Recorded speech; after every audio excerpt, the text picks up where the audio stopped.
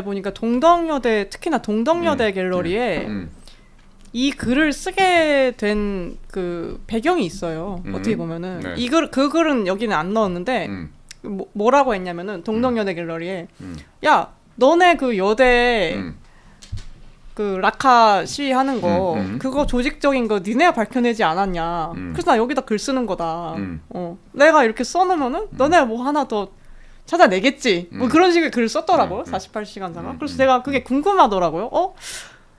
그 동덕여대 그러면 갤러리가 그 사건이 터지고 생겨서 그간에 무슨 얘기들이 나왔길래 이 사람이 여기다 글을 썼을까? 이게 궁금해지더라고요, 좀. 네.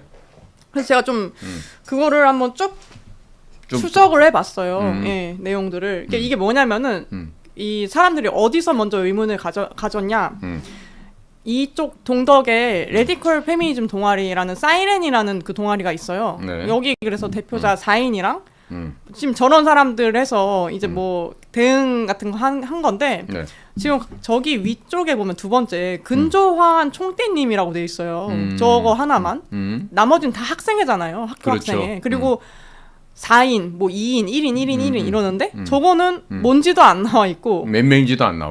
그러니까 한 명인 것 같은데 그러니까 이게 사람 수대로 배열한 것도 아니고 학생이면 학교에서 하는 거면 학생회가 위로 올라온 것도 아니고 그러니까 되게 이상하다는 거예요. 그래서 거기에 그 관련한 글을 이 사람이 쓴 건데 위원회를 보면은 보통 학교의 대표인 총학이 제일 위에 있어야 되는 게 정상인데 순서가 좀 이상하다. 그렇잖아요. 뭐 그런 세이렌 같은 그 동아리가 뭐 맨 위로 올라온다든지. 그렇죠. 예, 근조한 총대라는 사람 두 번째 나오는 그 사람은 한 명이고. 그래서 이게 조금 이상하다는 생각이 들었다는 거예요.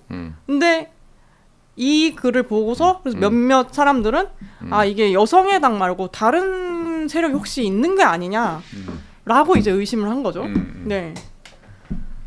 그러다가 이게 좀 더 찾아보니까 이 동덕 무슨 사이렌 이런 그 레디컬 아까 페미니즘 그 동아리인데 희한하게 보드게임 동아리들이 있다는 거예요.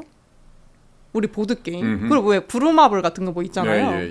그런 동아리들이 있다는 거예요. 그래서 왜 보드게임 동아리가 있을까? 이것도 조금 의아해서 찾아보니 코리아 보드게임즈라는 데가 나왔다고 하더라고요. 네. 저기는 저기가 거의 독점적으로 하는 데예요. 네. 보드게임을. 그리고 저기가 왜 한때 조금 논란이 있었냐면은 다음 거 좀 보여주시면 이게 보드게임의 어떤 자료인데 이게 여성의 보통 나이가 이제 저 되면은 저희가 폐경이라고도 많이 하잖아요. 완경이라고 그러거든요. 요즘 감수성에는 완경인가요? 여튼 완경이라는 표현을 쓴 거예요. 그래가지고 저 때 사실 항의를 엄청 받고 아니 너네 게임사는 대체 무슨 정체성을 갖고 있는 거냐 이런 논란들이 좀 있었거든요. 그렇죠. 그래가지고 이거에 되게 의문을 갖고 저 회사는 뭘까? 이런 좀 생각이 이제 많아지는 거죠. 예. 근데 또 위치도 보니까 아니 뭐 파주 막 이런 데 있어요. 아니 회사가 파주 막 이런 데 있고 뭐 굉장히 가까워요. 뭐 무슨 연관성이 있는지는 저도 잘 모르겠습니다. 뭐 위수 김동을 하니까. 네. 모르겠어요. 어쨌든 굉장히 가까워서 저거 위치도 하여튼 좀 의아하다 이런 얘기가 있었고 마침 또 근데 이 대표라는 사람이 이제 김뭐인데 김로드 5인데 어쨌든 이 서울대 민민투 위원장을 했었고 그리고 노동당 전국위원 출신이고 현재는 그 아까 그 위에 나왔던 코리아 보드게임즈의 대표인 거예요. 지금 그 보드게임 회사에. 네. 그리고 83년에 서울대 철학과를 입학해서 그러니까 그 세대인 거죠. 운동권 세대에 적은 건데 그래서 제가 그 철학과 사이트 들어가서 보니까 일단 이름은 있더라고요. 제가 이름 저거 한 거 좀 보여주실래요? 이름 저거 맨 위에 있었고 그 다음에 이게 민민투라는 게 제가 되게 어색한 거예요. 아니 산민투는 들어봤어도 얘네가 그거잖아요. 이 삼민이 다 안 맞기 때문에 뭐 반통일, 반민주, 뭐 그런 거 뭐 그런 게 있잖아요. 얘네가 얘기하는 그 한국 지금 군부 정부가 그렇기 때문에 우리는 삼민을 추구를 하면서 민족 통일, 민주쟁취, 민중해방 이걸 토대로 운동을 한다. 이건데 이거의 이유로 이게 자민투랑 민민투로 나눠지는데 이게 조금 굉장히 뭐 비슷한 듯 복잡하지만은 일단은 결국에는 이게 자민투는 NL 쪽으로 가고 민민투는 CA 쪽으로 가거든요.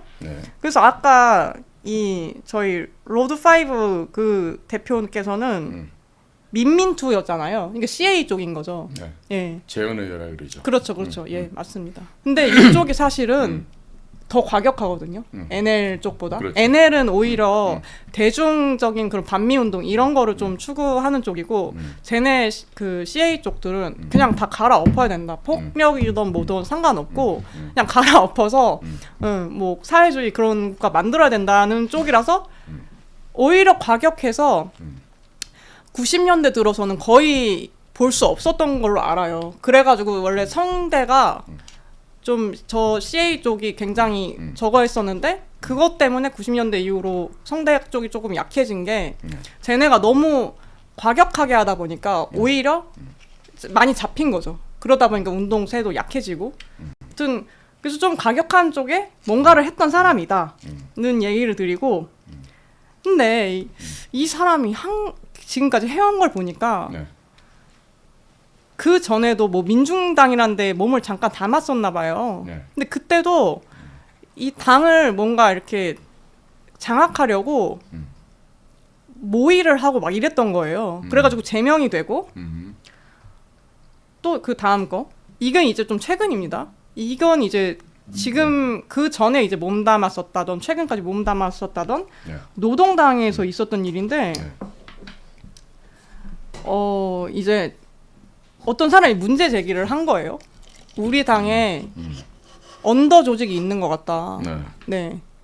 거기에 대해서 좀 진상이 조사를 해달라. 이렇게 해서 진상위원회가 구성되고 그 활동을 해온 거죠. 그래서 존재 여부에 대해서 노동당에서 진상 조사를 해보니 언더 조직이 있는 게 맞다. 그리고 나름 그런 안가도 운영을 하고 뭐 보니까 그런 것도 했대요. 뭐 이렇게 갈 때 버스 이런 것도 이런 걸로 안 찍고 뭐 현금으로 하고 네 그런 식으로 좀 해서 운영을 했다는 얘기가 있었고 이게 다른 조직에 어떻게 개입했는지도 나와 있거든요.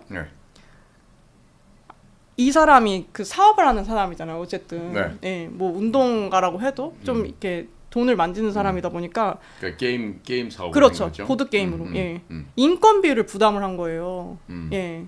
그런 식으로 저거를 이렇게 넓힌 거예요. 자기네들 다 그 자기의 수발로 만들고 이런 건데 이 정도 그러니까 돈적으로 이렇게 뭐 흔드는 거를 넘어서 이 뭔가 혼전순결, 낙태 금지 이런 것까지 좀 강요를 했다고 합니다.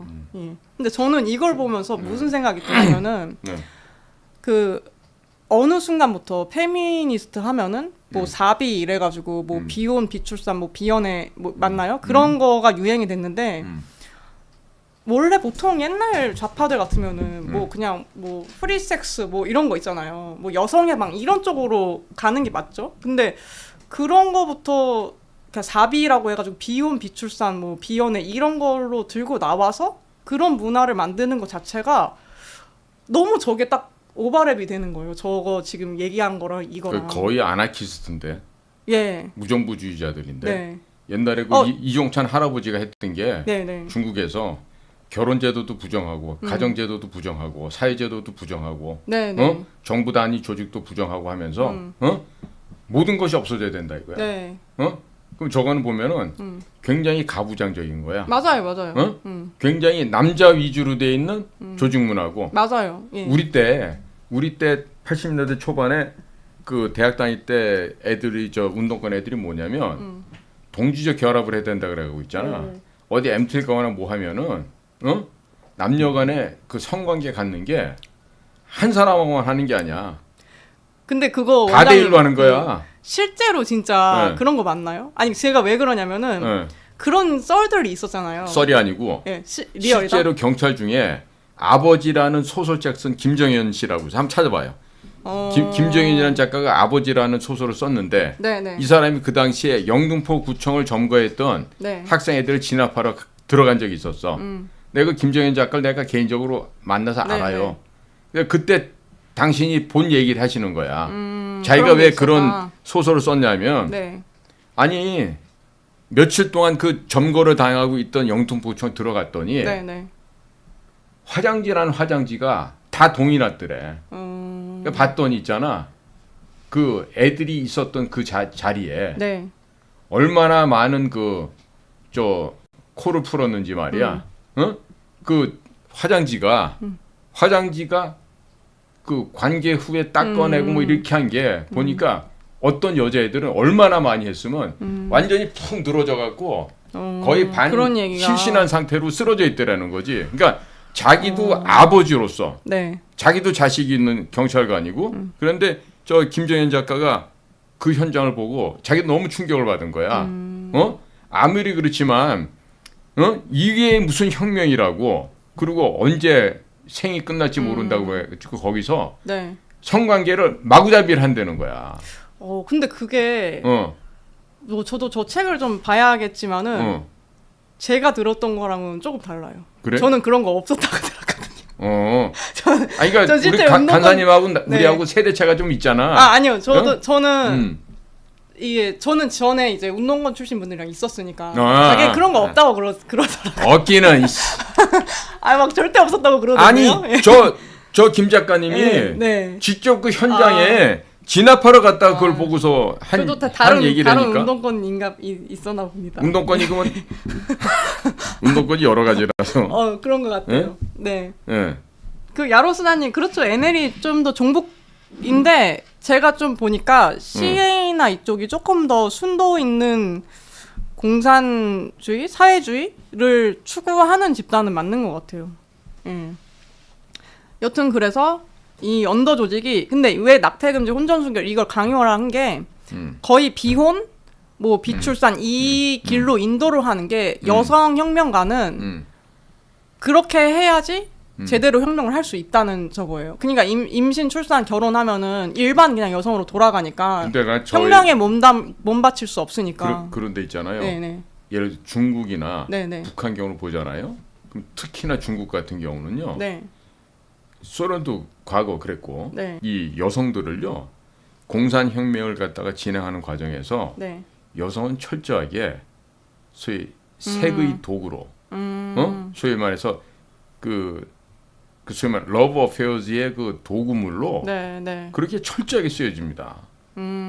특히나 중국 공산당이 장개석 국민당 정부를 갖다가 함락시키기 위해서 썼던 그 간계, 밀정들을 보내서 하는 짓들을 보잖아요. 그러면 여성이라고 하는 그 특수한 조건을 활용한 알몸 상태로 바치는 그 작전을 통해서 공산당이 성공한 사례가 많아요. 그렇기 때문에 저 혁명을 성공하기 위해서 몸 하나 좀 바치는 건 일도 아니라고 하는 게 저 공산당들의 기본 생각이거든요. 근데 요즘 들어서 좀 바뀐 모양이죠. 페미나 이런 쪽은. 비혼 비출산으로 하죠. 근데 이게 조금 또 아이러니가 제가 이 사람의 비서했다는 여자의 글을 좀 봤거든요. 근데 그 여성분이 약간 그런 성적인 피해를 입은 사람인 거예요. 근데 그냥 그러니까 뭔가 여자한테만 되게 이런 걸 강요하고 남자 동지들은 그냥 멋대로 해도 되고. 멋대로 해도 되는? 그러니까 가부장 제도니까. 예, 굉장히 저 보고 충격받았는데 그 바로 넘어가면 그 내용들 좀 나오거든요. 그래서 결론은 이 노동당에서 진상 조사를 한 결과 그 당은 그 이제 그 김 로드 5C로부터 재정적 지원을 받았다는 점에 대해서 자성해야 된다 이렇게 결론을 내린 거예요. 아무리 이 사람이 순수한 의도로 했다고 해도 결국에는 그 돈 받아서 뭔가 된 거니까. 예. 그래서 이 사람 그래서 탈당했나 그렇거든요. 이 사건 이후로. 보면요, 역사적으로 레닌, 스탈린, 뭐 마르크스, 이런 자들로 해갖고 저 모태동 뭐 중국의 수많은 그 공산 지도자들이란 자들이 있었지만 여자 관계가 더럽고 추잡하기로는요, 전부 다 2등 하라면 서러울 정도로 그런 놈들이에요. 네네. 네? 그러니까 그 이 머릿속의 사고 방식 자체가 절대로 정상적이지 않은 겁니다. 공산주의자들은. 네. 네?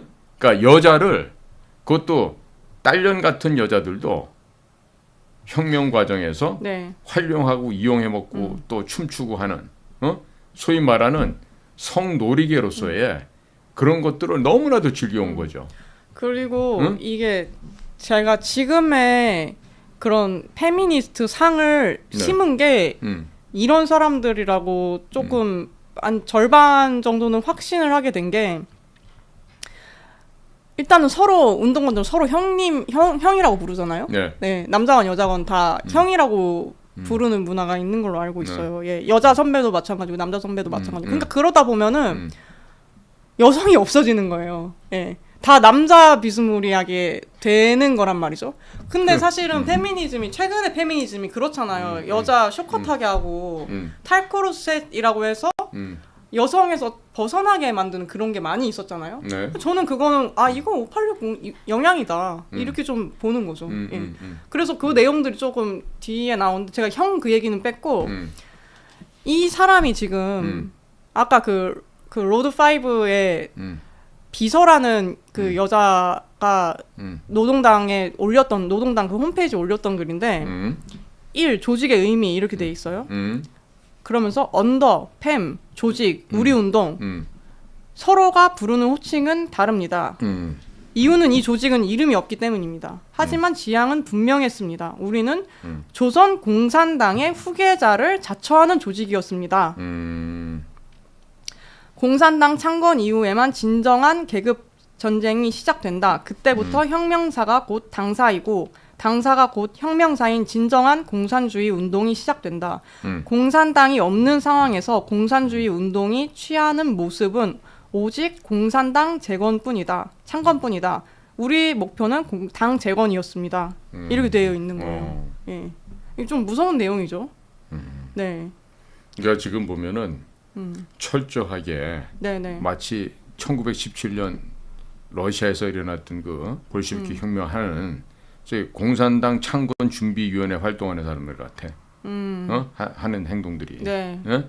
그리고 그 서울대 철학과 출신이라는 그 아저씨가 아마도 깊은 그런 그 소위 뭐 교감이랄까 아니면 직접 회합이랄까 아니 다이렉트 뭔가를 서신도 주고받는 그런 관계가 아니고서는 이걸 이렇게까지 진화시킬 수가 없다고 보여져요. 네. 그러니까 이럴 때 우리 지금 저기 후배들 중에 아주 훌륭한 그 대공 수사관이 있는데 이제 그런 사람들이 투입이 되면은 그 전부 다 이제 밝혀낼 수 있을 것 같은 생각이 드네. 네. 그래서 지금 조직의 의미 이렇게 해서 조직의 의미부터 굉장히 충격적인 내용이 나와서 그래서 이때 동덕여대 라카 사건 보고서 여기까지 알게 된 그 몇몇 분들이 윤석열 대통령이 계엄을 했을 때 이거는 할 수밖에 없었겠다 약간 이렇게 된 것도 좀 있는 것 같더라고요. 그래서 다음 부분 좀 보시면은 이 사실 여성도 잘 조직원으로 받지 않으려고 했었던 것 같아요. 보니까 아니 그렇게 페미니즘 운동 조장하는 사람이 여성은 혁명가가 될 수 없기 때문에 조직원으로 받아들이지 않으려고 했다. 네. 한국에서 이 자기네들도 뭐 하는지 알아요. 지금 반국가 단체의 수개는 사형이고 그 조직원들은 최소 무기징역인데 증거를 찾기 위해 고문이 따를 건데 여성에게는 성고문도 불사할 건데 그것을 여성이 감당할 수 있을지 확신이 없었다. 네. 그래서 여성을 조직원으로 받아들이지 않으려고 했다. 그리고 뭐 박종철 얘기도 뭐 좀 나오고 뭐 이것저것 얘기를 하다가 그 다음 페이지에 이게 이제 약간 워마드 쪽이랑도 연결이 되는 건데 그래서 당시에 이 선생님이라고 하면 이제 그 로드 5 그 사람 얘기하는 건데 이 생각하는 여성 정치인의 모델은 박근혜였습니다. 예. 그래요? 네. 그래서 한때 우파 페미니스트라는 그 여자애들이 약간 갑자기 뭐 탄핵 반대한다든지 태극기 집회 나온다든지 그런 게 잠깐 있었어요. 네, 그랬죠. 예. 네, 네. 근데 저거의 영향이라고 저는 생각을 해요. 왜 박근혜냐? 여성 정치인은 연애 스캔들 같은 거 없이 평생 비혼으로 살아야 한다. 예, 그 기준에 맞잖아요. 어떻게 보면은 박근혜 대통령이. 네. 그래서 모델로 저렇게 또 삼았고 왜 그러면 비혼으로 살아야 되냐? 그렇지 않고 그냥 일반적으로 뭐 결혼하고 뭐 저기 임신하고 출산하고 이러면 그냥 일반 사람으로 보게 되고 가부장적인 현실에서 정치인으로 살아남기 어렵기 때문에 그렇게 살아야 된다. 그러니까 혁명가의 삶은 그렇죠, 결혼도 그렇죠. 않고 출산도 없이 그렇죠. 연애도 하지 않는. 네네. 응? 오직 순수한 혁명 전사로서만 살아가야 그렇죠. 된다. 네. 이 얘기지. 네, 맞아요. 맞아요. 그런 내용이 있어서 여기서도 1차 충격 받았고 아까 거기서 1차 여기서 2차 3차 그 재정 독립 부분이 있는데 그 다음 페이지 네 8번 네 이거는 저희가 조금 근데 다른 의미로 대단하다 생각은 좀 했습니다. 네 혁명가라면 자본가가 되어야 한다. 이게 참 모순적인데 세상 얘기로 돈 벌어야 된다 이 얘기야. 그렇죠. 예. 아니 자본주의를 뒤엎어야 하는데 자본가가 되라니 이게 무슨 말인가 의구심이 들죠. 근데 생각을 해보면 운동을 하려면 돈이 많이 필요하고 그래요. 돈을 만들어내는 구조를 가지고 있어야 자유롭게 활동을 할 수 있다고 이제 그 사람이 얘기를 한 거죠. 네. 그래서 이 여자가 식당을 차린 거예요. 네. 비서를 끝내고서 네. 그래서 이제 48시간 동안 제대로 자지도 못하고 식당 일 배우면서 개업 준비하고 뭐 그러면서 조직일도 하고 했는데 결국엔 이 사람은 신불자가 된 거예요.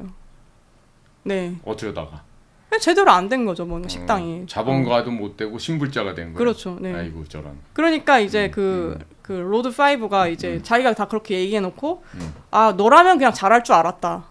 이래 버리는 거죠. 진짜 무책임한 얘기네. 아직 조금 위에 더 남아 있거든요. 밑에 보면 살짝. 예. 그래서 그때 저는 화가 나기보다 미안한 마음이 컸습니다. 이거 완전히 여기 심취되어 있어서 이제 이런 건데 조직이 나에게 부여한 임무 중에 하나인데 제대로 해내지 못했다는 생각이 컸습니다. 식당 일을 한 지 1년 동안 진 빚이 4,500만 원을 5년 동안 갚았습니다. 빚을 갚으라고 갚는데 전념하라고 저에게 주어진 휴식 시간이 지나고 다시 조직 활동을 하게 되었을 때도 저에 대한 심사는 냉혹했습니다. 저는 월 20만 원의 상금비를 받으면서 버틴 선배들처럼 활동할 자신이 없었습니다. 전업으로 활동하는 선배들보다 돈을 비교적 많이 벌기 시작하면서 생각과 생활이 바뀐 저에 대한 위축감이 많이 들었기 때문입니다. 제가 비겁하다는 생각도 들었습니다. 늘 미안한 마음이 있었습니다. 근데 여기서 이 사람이 충격을 받은 게 활동비를 받는 사람이 있었다는 거에 충격을 받은 거예요. 놀랐다는 거예요. 누구로부터? 상부선? 김으로부터? 그렇죠. 예. 알바 노조 조합원들이 휴식과 생활비까지 받았다는 얘기에 어이가 없었다. 알바 노조? 그쵸. 알바 노조도 이 사람이 저기 지원해 준 거니까. 그 용인이가 그 출신 아니에요? 맞아요. 예. 맞아요. 그래서 그 남편도 다 연결돼 있어요. 용인이 남편도? 김 로드 5도 다 연결돼 있어요. 용혜인이 남편이 저 노동당에서 사무국장인가 사무총장인가를 했었거든요. 네. 다 연결돼 있습니다. 그래서 그러니까 저게 보면 전형적인 북한 공작 조직의 그 지하당처럼 그러니까 김 씨가 소위 총책이라면 그 하부망으로 이제 용인과 그 남편 같은 애들이 소위 전면에 나서는 전위 조직이고 그렇죠. 걔네들을 뒤에서 조정하는 소위 이 인형극을 하는 연출자는 김이고 김씨고 그렇죠. 앞에 나와서 인형극을 담당하는 그 인형은 용인이가 될 수도 있고 그 남편이 될 수도 있고 아니 용인이의 아기가 될 수도 있는 거고 그런 거겠네. 네. 그래서 이 사람이 완전 울분에 차서 학생 운동을 할 때부터 각종 선거 때마다 돈을 모아오라고 이야기를 하고 많이 모으지 못하면 혼내던 사람들이 구해온 돈이 결국은 조직의 돈이었다는 걸 이제야 알고 나서 저는 화가 많이 났습니다. 왜냐면 후배들한테는 너 재정 독립해야 된다. 너 혁명하려면 네가 스스로 자금 조달해야 된다. 이렇게 저쩌고 얘기를 했는데 정작 그 말하는 너 선배놈 너 알고 보니 조직돈 받아서 너는 하고 있었구나. 이렇게 된 거예요. 이 사람은 몰랐던 거죠, 근데. 그래서 그 굉장히 그러니까 열심히 살은 자기의 지난 날이 너무 후회스럽겠다. 그렇죠. 그죠? 예. 자기는 열심히 해서 상납하고 했는데 너무 미안한 마음에 그렇지, 그렇게까지 활동을 했는데 이 굉장히 이거에서 충격을 받고 좀 그랬다는 그렇죠. 그런 내용이었습니다. 네. 근데 결국 보면요, 과거에 박헌영이도 그랬고요. 네. 박헌영의 삶을 보면은 많은 여자들이 엮여 있습니다. 박헌영 인생에. 박헌영이가 1900년생이에요. 네. 김일성보다 물경 12살이나 많아. 띠동갑이야. 그런데도 그 어린 가짜 김일성 김성주한테 나중에 능욕을 당하고 처참하게 인생을 마무리하거든요. 그 박헌영이 죽었을 때가 아마 60이 채 못 돼서 죽었을 거예요. 그런데 그런 식으로 해서 그러니까 전쟁 직후에 북한으로 넘어갔던 박헌영은 이제 그런 식으로 제거가 된단 말이죠. 그러면 여기서 이 글을 쓰셨다는 분도 서울대 철학과 나왔던 그 김 선생의 비서도 했고, 그렇죠. 정말로 순수하게 조직의 일원이 되어서 저희 공산혁명을 달성하기 위한 하나의 부속품으로서 최선을 다했는데 최선을 다했죠. 봤더니 허무했다라는 걸 지금 본인이 나중에 깨달은 거 아니야. 그렇죠. 딴 놈들은 다 편하게 살고 조직 돈을 가져다가 쓰고 하는데 그렇죠. 자기는 빚져가면서 그렇게 상납하고 했지만 결국에 자기한테 돌아온 건 아무것도 없었던 거네. 그런 내용입니다. 맞습니다. 그러니까 세월을 허송세월하고 몸도 마음도 지치고 늙고 수중에 남은 돈도 없고 일모도원이네. 날은 젖물고 길은 멀고 애는 울고 배는 고프고 딱 이런 거네. 돈 떨어지고. 그렇죠. 진짜. 그렇다라면 앞으로 우리 그 젊은이들 가운데서도 이런 그 유혹이나 이런 권유를 받았을 때 이런 것으로부터 좀 벗어날 수 있어야 될 것 같아요. 저는 다른 것보다도 솔직히 이렇게까지는 저는 되는 사람이 많지는 않을 거라고 생각을 해요. 근데 잘 모르면서 이제 지난번 동덕여대 같이 그런 그 라카 시위, 공학 반대하는 시위 그런 걸 진짜 나는 공학 반대해서 이렇게 참여하는 애들도 있을 거고 뭐 페미니즘도 마찬가지고 그럴 건데 그 진짜 기저에 어떤 게 나를 움직이게 만드는지를 알면은 물론은 이제 그 시위가 무조건 이 사람들이 배후에 있다 이것까지는 전 잘 모르겠어요. 어쨌든 의혹이 제기된 거긴 한데 직접적인 뭐 연결고리가 있다고 하기에는 좀 애매를 하니까. 근데 어쨌든 이 애들이 활동하는 그 기저에 깊숙이 들어가 보면은 다 이런 거에 의해서 이게 돌아간다는 거죠. 이 판이 페미니즘 이런 판도. 그래서 좀 그 다음 좀 보면은 다른 것보다도 5번 이 사람도 이제 직접 만났던 또 다른 사람인데 그 5번 가부장이 허락한 페미니즘 그 페이지 좀 보여주실래요? 좀 내리다 보면 있거든요. 이 사람도 실제로 만났던 사람이에요. 예. 누구를 만나? 김을? 네. 근데 이제 이 사람 같은 경우는 이 워마드식의 페미니즘에 대해서 조금 근거를 들어서 부정적이다 나는 이렇게 밝힌 거죠. 근데 이제 그 김 로드 5가 니 아무 걱정 안 해도 된다. 전혀 걱정 안 해도 된다. 라고 하면서 그 당시에 여성위원장한테 전화를 바로 걸어서 자네가 이 당을 여성주의 정당으로 바로 세우게 이래버린 거예요. 그래가지고 이 사람이 또 깜짝 놀랐다고. 어디서 깜짝이 놀랐냐? 그 여성주의 정당을 세우는 것도 그러니까 여자가 세우는 게 아니라 중년의 남성이 그 엄격 그놈 진지한 표정으로 여성주의 정당을 만들어 이렇게 지시를 내리고 그 여성위원장은 아무런 문제 제기가 없이 그저 따르는 모습 기괴하다 못해 참신했다 이렇게 표현하더라고요. 예. 그러니까 가부장이 허락한 페미니즘이라고 표현하는 거예요. 그러니까 무조건 당이 하면 한다야. 당에서 결정은 무조건 복종해야 되는 거고 개인의 의견이나 생각은 있을 수는 없는 거죠. 그래서 이것 관련해서 사실 저희 같이 하시는 또 오세라비 작가님이 이미 2020년도인가 또 쓰신 글이 있어요. 예. 이게 뭐냐면은 이 가부장 혹은 뭐 남성들이 허락한 페미니즘이다. 그 메갈리아 사태 때부터 해서 네, 그래서 뭐 이거 뭐 군소 정당들 얘기 쭉 나오고 이렇게 있는데 다음 페이지 좀 보여주실래요? 네, 여기 보시면 군소 좌파 정당 중에 노동당 세력이 가장 적극적이고 이것은 특히 옛 사회당 집단이었다. 페미니즘 그 구축하는데 이들이 발빠르게 페미니즘 운동 속으로 들어왔다. 네, 노동당과 통합한 옛 사회당의 언더 조직 중 최고 수장인 김 로드파이브 이 사람. 네, 2015년 7월에 노동당의 여성 당원들에게 페미니즘 운동을 확산시킬 것을 직접 지시를 했다. 그리고 거기에 따라서 노동당 여성위원회, 불꽃 페미 액션 등이 페미니즘 전위 부대 역할을 했다. 웃기지 않은가? 페미니즘 운동이 여성으로부터 시작해야지 어떻게 언더 조직의 수장이 지시를 하는가? 이렇게 된 거예요. 그리고 또 웃긴 거, 이거 많이 얘기하시긴 했는데 2015년 7월부터 이 페미니즘 운동의 등장에 굉장히 의구심을 갖고 계셔서 그걸로 책도 내셨죠. 네, 그래서 자료를 찾던 중에 문건을 하나 발견을 하는데 6명 정도가 모인 집단이 그 메갈리아 사이트를 이제 개설을 하기 위해 논의를 하는 내용이었대요. 근데 참가자 이름은 거의 모르는 이들이었는데 그 중에 낯익은 한 명의 남성이 그 사이트 개설에 주요 멤버로 참가를 하고 있었고 근데 아는 사람이었다고 합니다. 이 청년이. 옛 사회당 출신이었고 근데 그 청년이 그 메갈리아 사이트를 만드는 과정에 굉장히 깊숙이 개입하고 있었다. 네. 그러니까 페미니즘 운동 순수 여성 인권 운동이란 말 굉장히 허황된 말이다. 네.